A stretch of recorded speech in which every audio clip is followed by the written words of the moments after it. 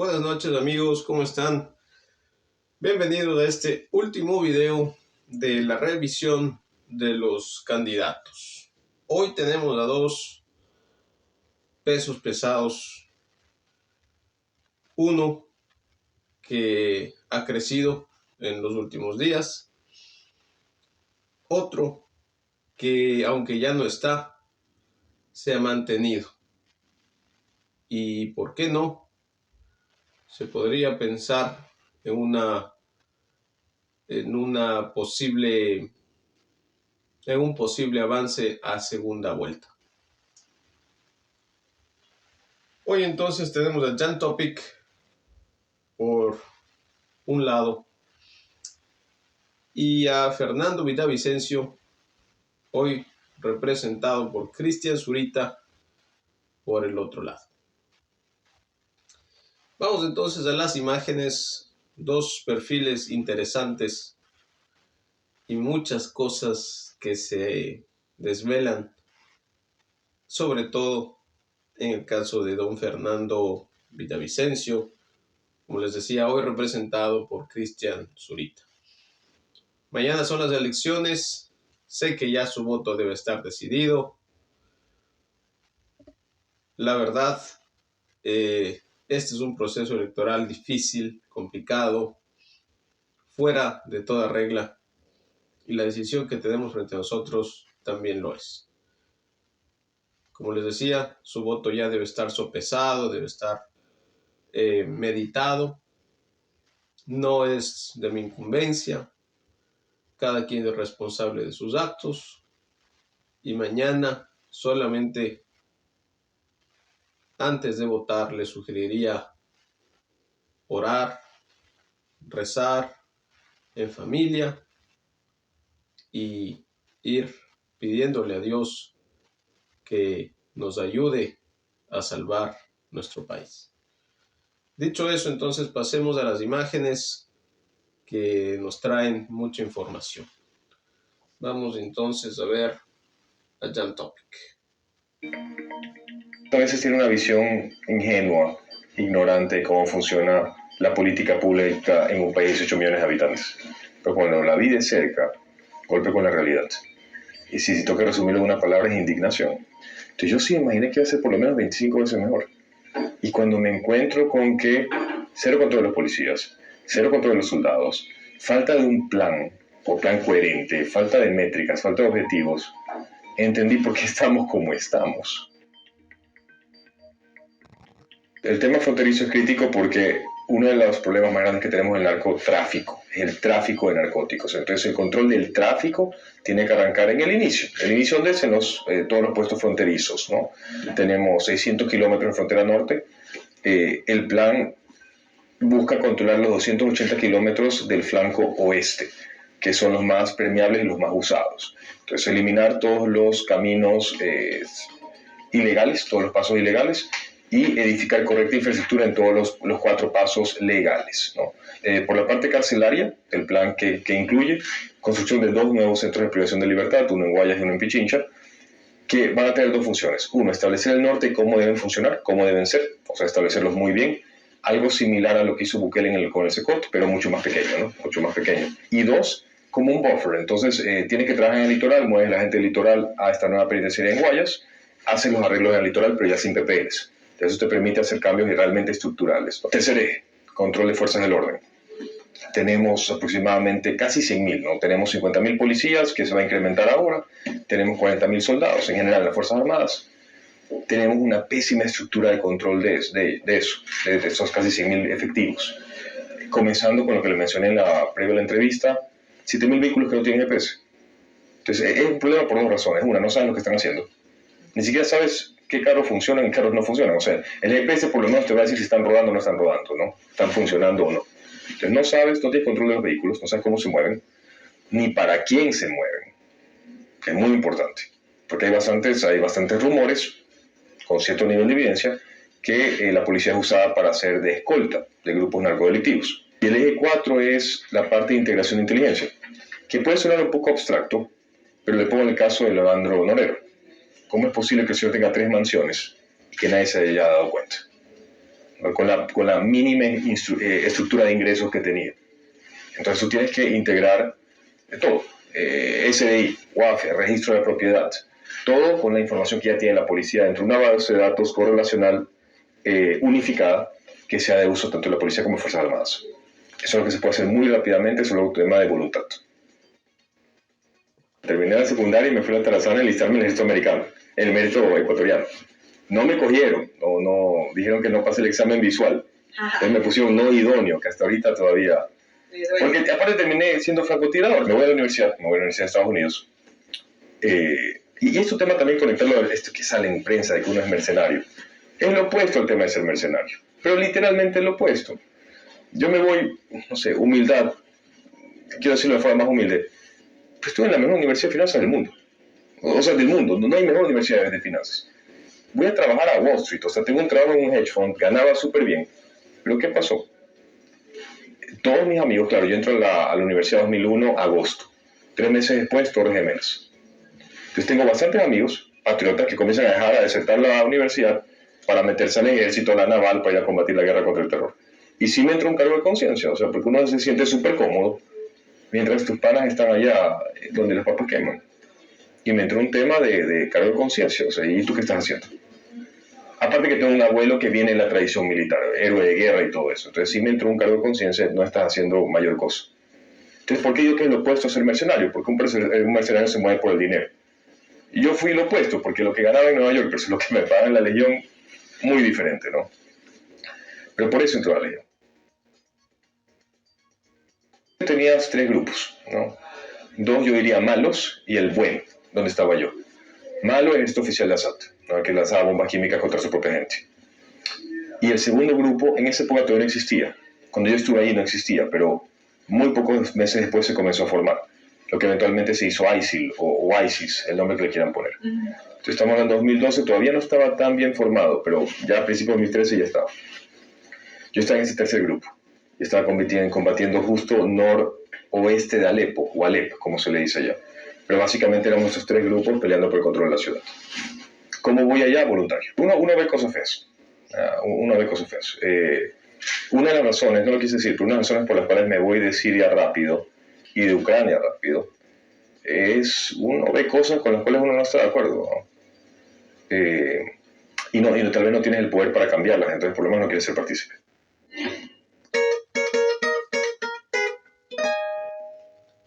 Ese fue Jan Topic. En este video no habla mucho sobre sus propuestas. Vamos a ver si tal vez en el siguiente nos dice un poco más.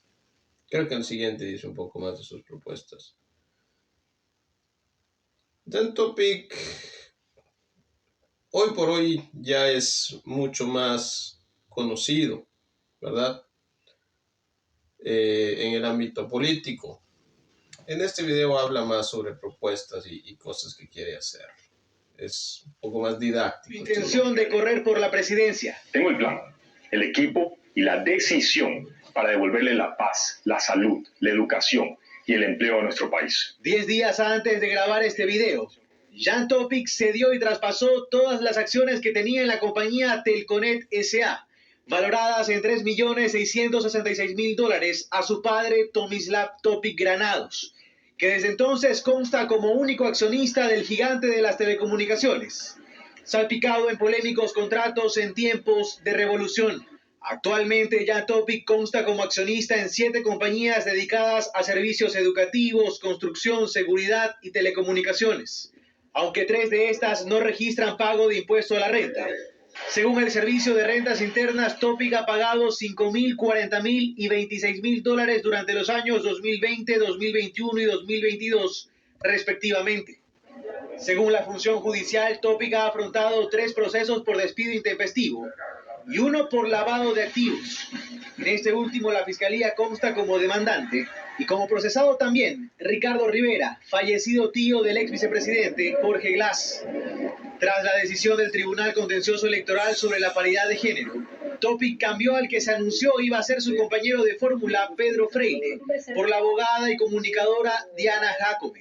Según la Contraloría, Jacome posee un patrimonio de $56.999 y entre 2016 y 2020 ha sido funcionaria en el Consejo de Participación Ciudadana, la Corte Constitucional, el Ministerio del Trabajo, la Empresa Pública de Medios, el Consejo de la Judicatura, el Ministerio del Trabajo, el Consejo de Desarrollo y Promoción de la Información y Comunicación.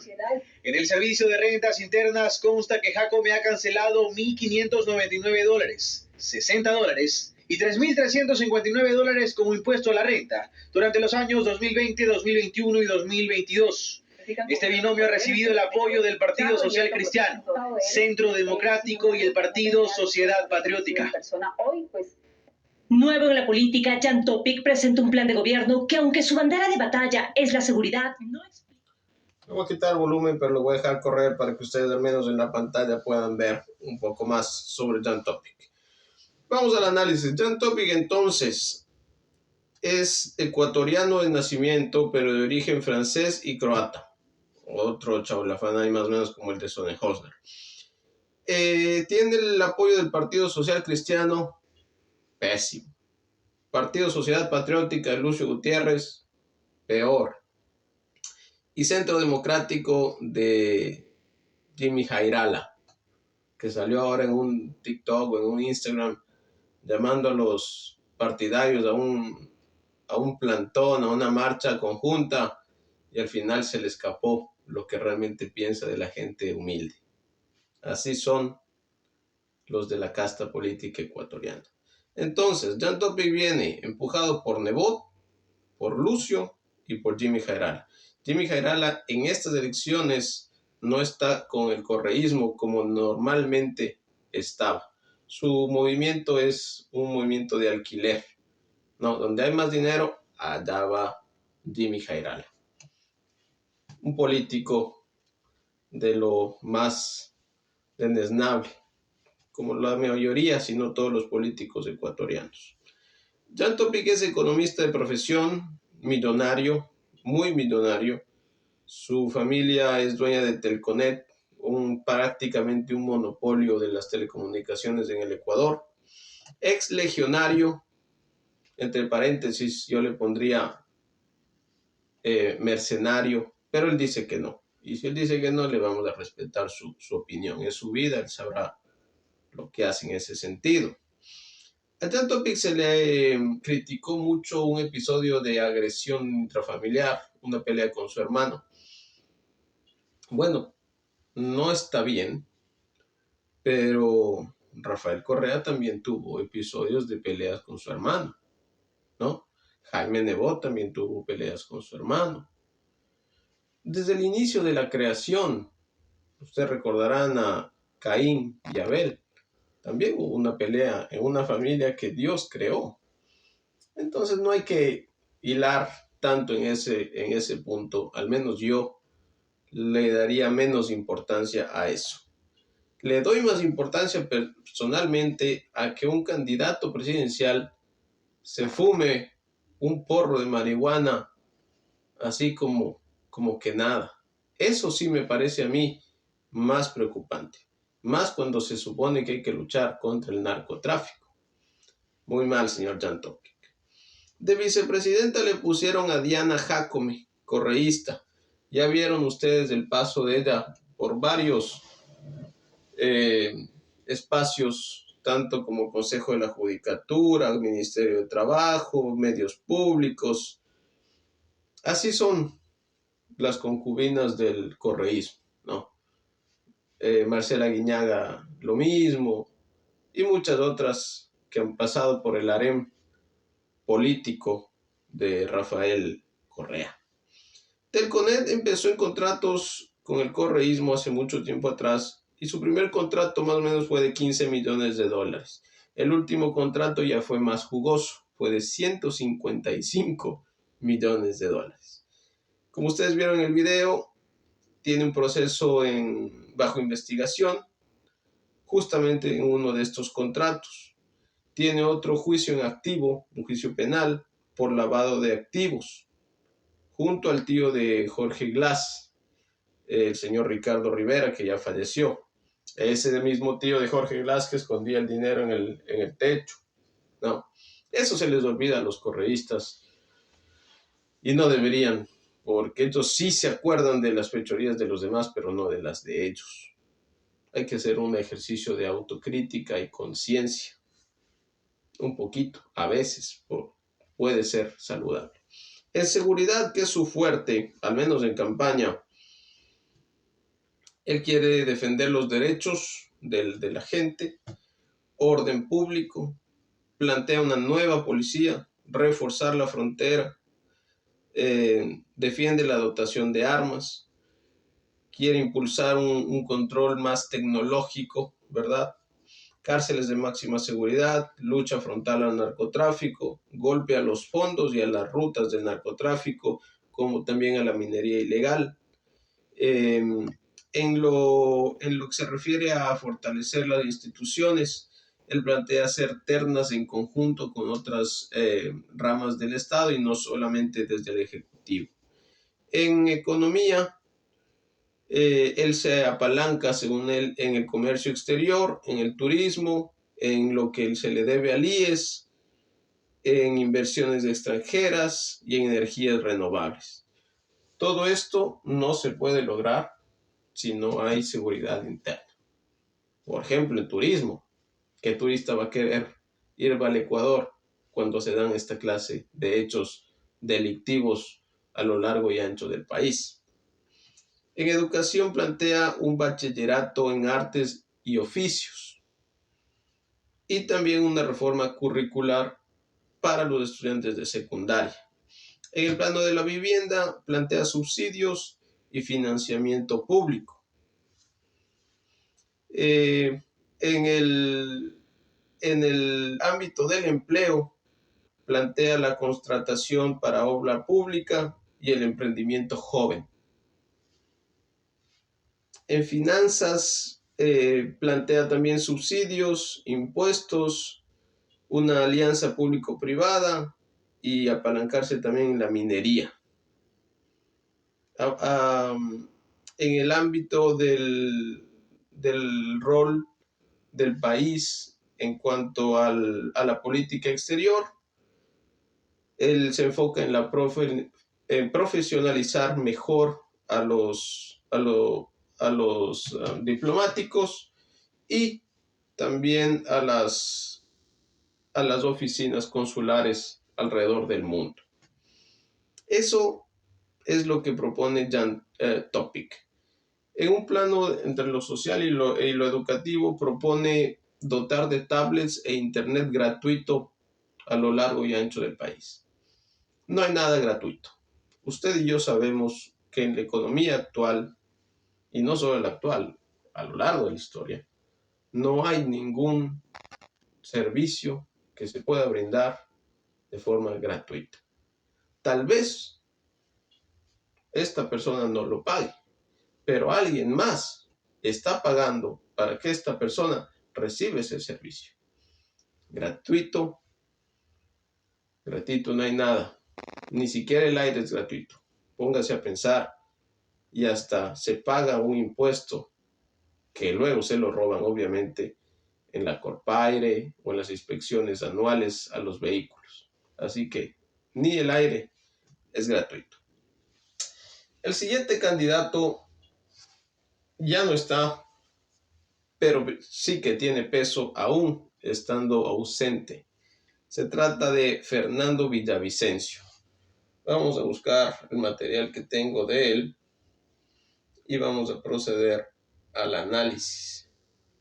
Fernando Villavicencio, como todos sabemos, fue asesinado, pero es un candidato que aún que fue asesinado sigue estando vigente. Vamos a ver las imágenes y luego vamos a las apreciaciones sobre sus planteamientos. Vamos por aquí.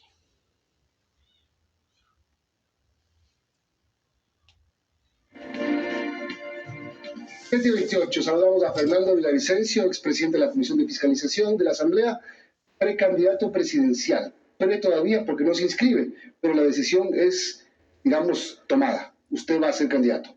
Bueno, ex asambleísta y a diferencia del 98% de asambleístas que se fueron, un ex asambleísta feliz. Pero sin sueldo.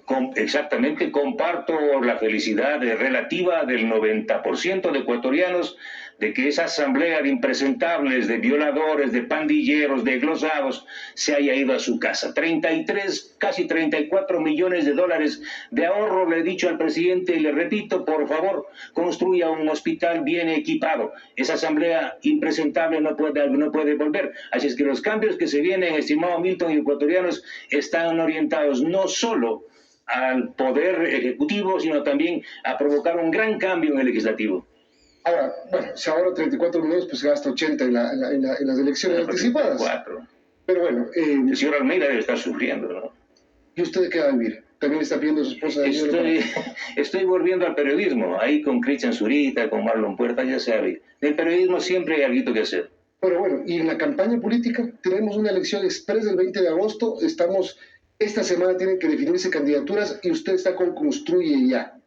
Bueno, ya hay un acuerdo formalizado, el país que lo sepa, entre gente buena y movimiento que se está construyendo en la base social de este país, en las 24 provincias. Hay un acuerdo firmado con el movimiento Construye, listas 25, la candidatura de Villavicencio va en firme, orientada principalmente a derrotar, a someter a las mafias políticas, narcotraficantes, secuestradores, a todo tipo de mafia que le ha secuestrado al Ecuador en los últimos 20 años. Nombres que suenan y que aparecen relacionados con Construye. Primero, María Paula Romo. Segundo, Patricio Carrillo, el exministro del Interior. Ana Galarza en Tungurahua. Estos 3 nombres están confirmados para participar en la... Entiendo que en las próximas horas se anunciará algunos nombres de estos. Las listas provinciales y nacionales están prácticamente cerradas. Hay algunos despachos que estamos negociando, pero tenemos prácticamente concluido el tablero de listas. Absolutamente. Nosotros hablamos en serio. Nosotros entramos con un proyecto en serio. Yo no soy de aquellos candidatos que aparecen en tiempos electorales, que la muerte cruzada los encontró en pijama y despeinados. Yo vengo trabajando 20 años, me he jugado la vida en este país. Yo no soy de los que aprovecha estas coyunturas electorales para aparecerse. ¿Dónde estaban los últimos 2 años y 4 años algunos precandidatos que aparecen ahora? A ver, vamos viendo. ¿María Paula Romo va a ser candidata? No, para nada. ¿Patricio Carrillo va a ser su candidato vicepresidencial? Entiendo que sí, no. Entiendo que Patricio Carrillo va a correr para la Asamblea Nacional. Entiendo que hoy habrá un importante... ¿Ricardo Vanegas también? Él tiene que decidir. ¿Ana Galarza en Tungurahua? En Tungurahua se está constituyendo un importante acuerdo social político y en las próximas horas también se anunciarán los candidatos. Hay al menos 10 precandidaturas y seguramente son 7 las que están en la tendencia del otro lado del correísmo. Se están dividiendo demasiado. Va a pasar lo mismo que pasa siempre. Hay que enfrentar a una estructura criminal que gobernó este país y que quiere volver. Yo no quiero un país para que Patricia Ochoa siga llorando 10 años de lágrimas porque no sabe quién asesinó. Ella sí sabe, pero los responsables intelectuales del crimen de su esposo estén libres. Yo no quiero ese país, Milton. Yo no quiero que vuelva a ese país donde a Milton Pérez no le permitían escribir, donde al periodismo le perseguían. Yo no quiero ese país de sobornos y de sobreprecios, de proyectos inservibles. Yo no quiero ese país. Pero para eso hay que construir una alianza que permita ganar las elecciones. A ver, unos nombres. Otto Sodenholzner, Javier Herbas, aparece Jan Topic ahora.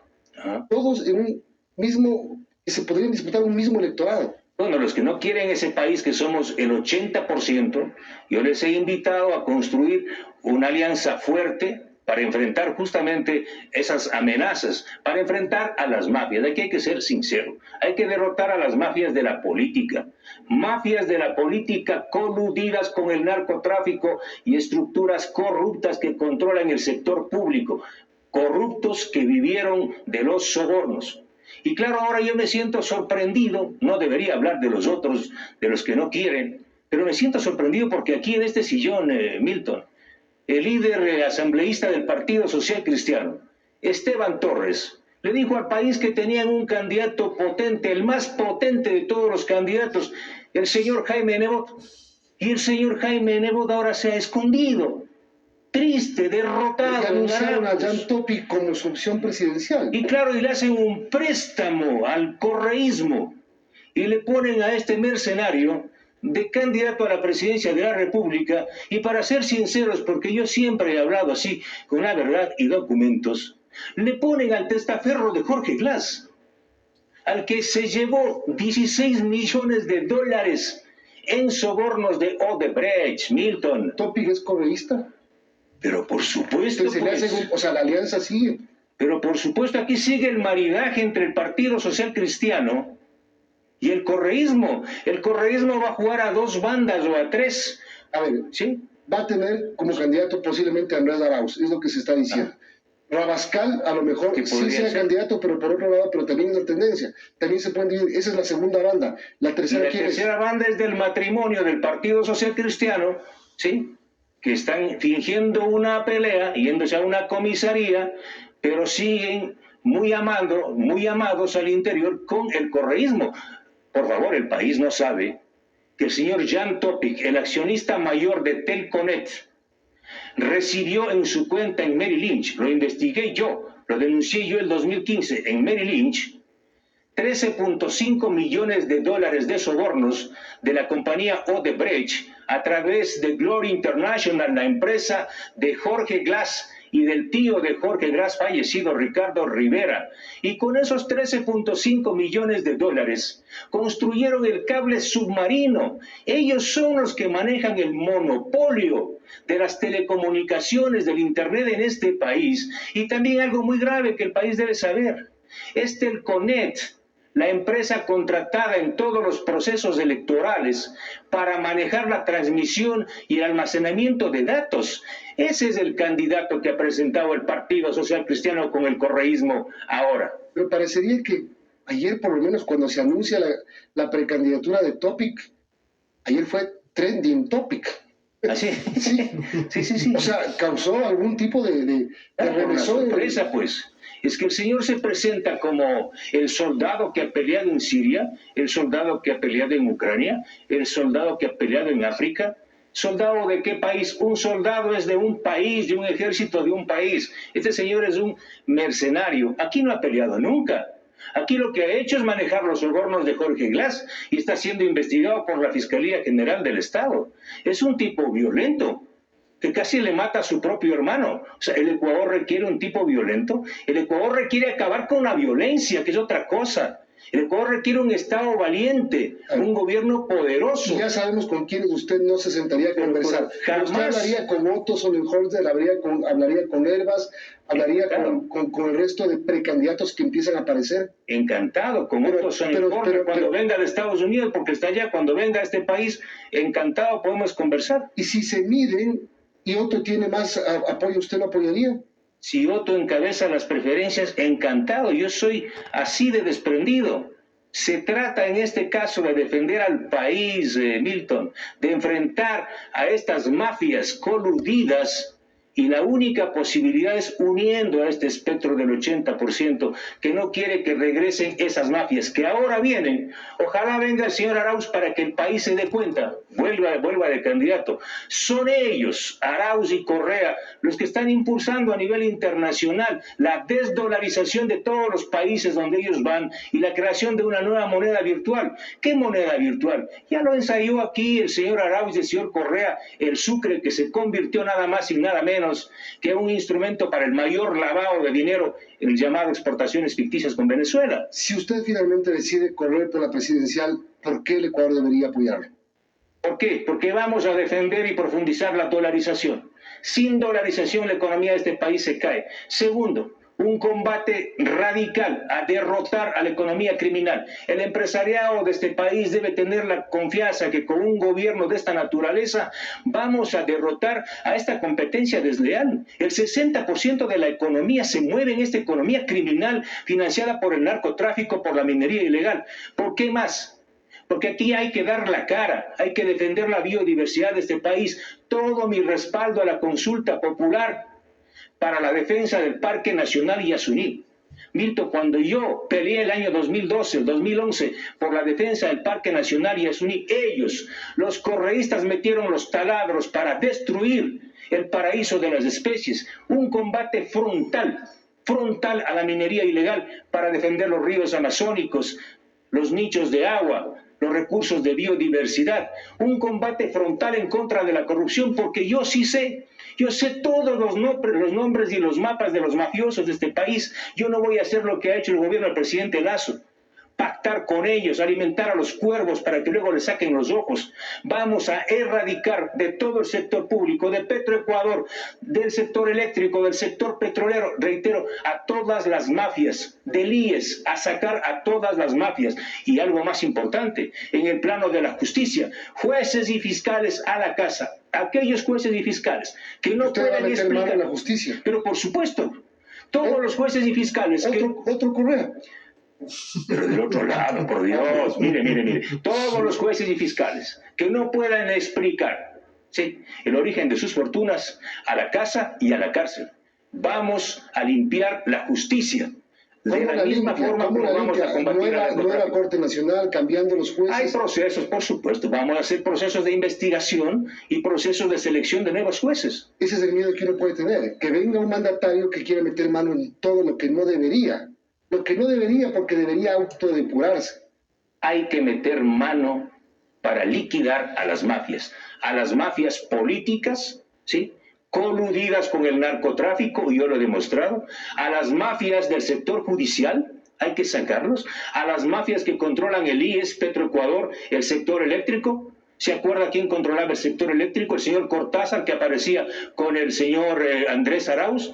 A todas estas mafias, el Ecuador requiere un gobierno valiente, un gobierno que enfrente a las mafias del narcotráfico, que enfrente a los vacunadores pequeños y grandes, pero con la fuerza pública. Aquí no necesitamos mercenarios, aquí queremos una fuerza pública valiente y transparente. Y si hay que depurar a la policía y al ejército y a las Fuerzas Armadas en conjunto, lo vamos a hacer. Si el presidente Lasso decide correr por la reelección, ¿usted lo apoyaría?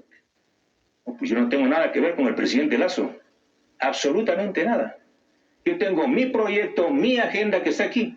Si el amigo Otto Sonnenhorner quiere conversar, primero que venga al Ecuador, entiendo que está en Estados Unidos. Si el compañero Yacu Pérez, encantado, con quien compartimos algunos proyectos como la defensa de la biodiversidad. Si el señor Herbas, venga, yo he conversado con ellos. Pero no quieren, ellos están defendiendo sus parcelas. Aquí hay una candidatura en firme. En las próximas horas anunciaremos ya el binomio y las listas que prácticamente están cerradas en todo el país. Bien, gracias, Fernando Villavicencio. Y claro, este es un proceso rapidísimo que tiene que irse resolviendo esta misma semana. Ya veremos cómo queda el panorama electoral para el 20 de agosto. Fernando Villavicencio, el primer candidato presidencial o precandidato presidencial anunciado. Vamos a una pausa y venimos con el ministro de Economía y Finanzas para que nos cuente qué proyectos ley. Ese fue Fernando Villavicencio. Yo había dicho en un video anterior que qué señor debate hubiéramos tenido, al menos hubiera elevado el nivel, tener a Fernando Villavicencio cara a cara. Imagínense, frente a la correísta y frente al correísta alquilado. Vaya que decía cosas que incomodaban a más de uno. Es también claro, como lo he dicho en varias ocasiones, que yo no votaría por Fernando Villavicencio. Eso no ha cambiado. Hice un video exclusivo para denunciar y expresar mi sentir cuando fue asesinado. Más, en política uno debe ser serio y guardar siempre la esencia, justamente lo que yo decía en estos días. Fernando Villavicencio llega con su movimiento Gente Buena en alianza con Construye, ex Ruptura. Ahí está el problema. El ministro de Defensa Jarrín, María Paula Romo, Roldán, Richard Martínez, todos del gobierno de Lenín Moreno, y todos con sus manos llenas de sangre y corrupción. Por favor, el gobierno de Lenín Moreno, aparte de ser inepto, corrupto, fue supremamente asesino. En el Padre de Octubre, 14 manifestantes perdieron la vida y todos estos sinvergüenzas siguen libres. Eso desconecta algunas personas de la figura de Fernando Villavicencio. Sumado a que en el caso concreto de Flopec, que luego se destapó la corrupción de Guillermo Lasso y su círculo, Fernando Villavicencio estaba en la Asamblea como presidente de la Comisión de Fiscalización y bloqueó de cierta manera las investigaciones. Al final, todo salió a la luz. No pudo o no tuvo ya más razones para dilatar un proceso que debía darse, y la cereza del pastel fue el caso Gran Padrino, que ya analizamos en el video de la revisión del gobierno de el escuálido Guillermo Lasso. Periodista de investigación, enfrentó a Correa cuando Correa se creía un dios, fue brutalmente perseguido. De hecho, allanaron su casa en el día de Navidad bajo orden de Rafael Correa. Siempre fue frontal, sobre todo en los casos de corrupción del correísmo. A él se le debe el caso Arroz Verde, parte del caso Odebrecht, parte del caso del Gran Padrino, entre otros, ¿verdad? Ganó varios premios a nivel nacional e internacional por su trabajo periodístico. En la Asamblea tuvo un trabajo destacado. Él no está en estos videos, lo voy a buscar, pero él hizo más denuncias en los 2 años y medio que estuvo en la Asamblea que todo un bloque de asambleístas que llevan varios periodos legislativos. Eso debe mencionarse, si no reconocerse, al menos mencionarse. Ya desde la Asamblea él hablaba de la narcopolítica, y hoy eso es muy tangible. Ustedes lo saben, yo pienso que eso fue lo que le costó la vida a Fernando Villavicencio. En economía, como ustedes lo escucharon, uno de los puntos más preponderantes será fortalecer la dolarización. Me parece que es correcto. La dolarización es lo que ha salvado al Ecuador de convertirse en Venezuela o en Argentina. Sin la dolarización, créame que Ecuador estaría acabado. Literalmente. En el plano de la corrupción, derrotar la narcominería, la narcopolítica y sobre todo la incompetencia de las instituciones que están enfocadas a la lucha anticorrupción. En el plano ecológico, ustedes escucharon el respaldo al Yasuní. Yo me acuerdo que él defendió al Yasuní desde mucho antes, cuando yo estaba ciego, sordo y mudo por el correísmo, tengo que decirlo. En el plano de la justicia dice algo que puede sonar estridente y es muy delicado: la intervención en la función judicial. Pero si lo vemos desde el otro lado, es necesario. ¿Qué es lo que hace que esa idea suene mal? Que se junta la política y la justicia. Y entre tantas cosas ocurriendo, a veces hay cosas que se dejan pasar por alto o por bajo. Jueces y fiscales tienen que declarar su patrimonio. En la justicia dice que llevará a los capos de la narcopolítica que están afectando al IES, a Petroecuador, a las eléctricas. También eso tiene mucho que ver en su asesinato. Dijo algo muy interesante, que Lasso pactó y hoy esos cuervos le están sacando los ojos. El Partido Social Cristiano. Lasso sin el Partido Social Cristiano no hubiera llegado a ser presidente. Cogobernaron con Lenín Moreno, y hoy que el Partido Social Cristiano, siempre pensando en su supervivencia para seguir como las ratas que son, comiendo de la basura, se ha ido con el correísmo porque saben que Lasso no tiene futuro político. En cuanto a la seguridad, él plantea una depuración de las Fuerzas Armadas y Policía Nacional. Eso es muy necesario. No nos dijo cómo, que es como yo prefiero que me expliquen un plan de gobierno, pero al menos planteó esa situación. Ya varios candidatos han planteado lo mismo, no nos dijo cómo. Y en lo político dijo que no tenía problema de sentarse a conversar con Otto, Herbas y Yaku. Aquí una curiosidad. Yo me fijé cuando lo asesinaron cómo iban los otros candidatos apareciendo a dar sus condolencias o al menos su sentir sobre lo sucedido.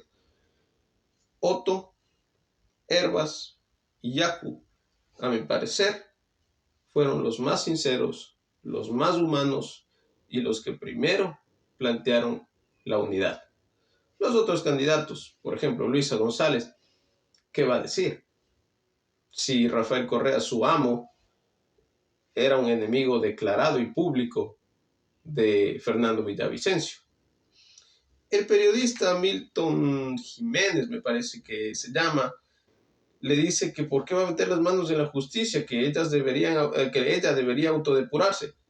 Por favor, para un periodista de esa trayectoria, una declaración así, la justicia jamás se va a autodepurar. Esperando esa ansiada autodepuración, mire dónde estamos. Con un narcotráfico y una narcopolítica que ha contaminado todo. Todo. Ese fue Fernando Villavicencio, hoy representado por Cristian Zurita, su escudero, durante toda su lucha en las denuncias que hacía sobre la corrupción. Solo el voto ciudadano dirá qué va a pasar con este movimiento que empezó don Fernando Villavicencio y que ahora lo continúa un amigo que lo vio en las buenas y en las malas. El día de mañana van a las urnas. Les deseo lo mejor. Ya hoy es claro que la decisión tiene que ser tomada. A más del presidente van a votar por asambleístas. Piensen muy bien lo que van a hacer. Yo no les voy a decir por quién votar. He dicho por quién yo no votaría. Creo que alguna vez, faltando a mi palabra, incluso les dije por quién no votar. Pero es que ese sector político, y lo voy a decir de nuevo, el correísmo, le ha hecho mucho daño al país. Con eso en mente, mañana, por favor, antes de votar, oren en familia, recen un Padre Nuestro en familia y con convicción vayan a las urnas y den su voto. Les agradezco mucho por todo este tiempo que hemos compartido en los videos. Voy a subir uno más, que es el que tiene mis propuestas y mis ideas. Y nos seguiremos viendo con un poquito menos de frecuencia. Todavía esto no ha terminado. Mañana sabremos quién va a segunda vuelta. Entonces seguiremos conversando de política, aunque tal vez ya no con la misma frecuencia. Les agradezco siempre por su atención y su tiempo. Siempre un gusto recibirlos. Y aquí estamos a las órdenes. Mañana, por favor, mucho cuidado. Y otra vez les sugiero, les pido que antes de salir de casa, oren en familia, recen un Padre Nuestro en familia.